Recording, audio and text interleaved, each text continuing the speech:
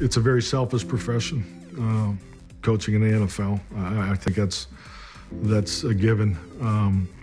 But what I found through this transition is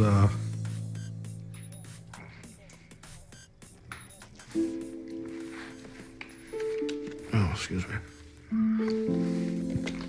What I found is our family needs this, you know.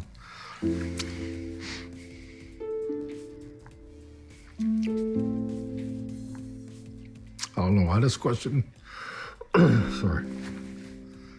We need to do this. So this is something that I feel like just because everything has happened, and this will be a great opportunity for us. So it's a very poignant moment.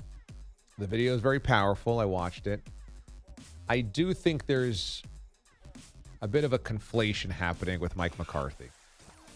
I think Mike McCarthy gets emotional and says, we need this. We need this as a family, which is kind of weird because you'd say, well, do you want your dad being away all the time? Do you want your dad sitting in a hole watching film for 13 hours a day? Do you want your dad or your husband scrutinized every single day in the media? Do you want your dad subjected to wins and losses and that tenuous control on your career or your employment? And here's just my read. It's my pop psychologist read. I think McCarthy is depressed without football. He's depressed not working. He has assembled a series of coaches like Jim Haslett that he just sits around and watches film with every single day. I think he needs it, and they go, Dad needs this because he's lost. He's lost without football. He's lost without coaching.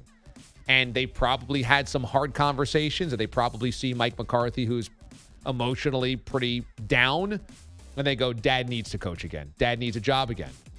And the support there is, we believe in Dad. We want him to be happy, and we want him to coach again. And there's probably a little redemption that they all believe that McCarthy was thrown under the bus in Green Bay and unfairly kind of chopped up because Aaron Rodgers didn't like him, and he's been maybe some ways dragged through the mud. Remember, there was the whole story about the masseuse, and there's probably a lot baked into how they feel their dad or their husband was unfairly treated at the end, and think that he needs the redemption story and that he's basically in depression over it.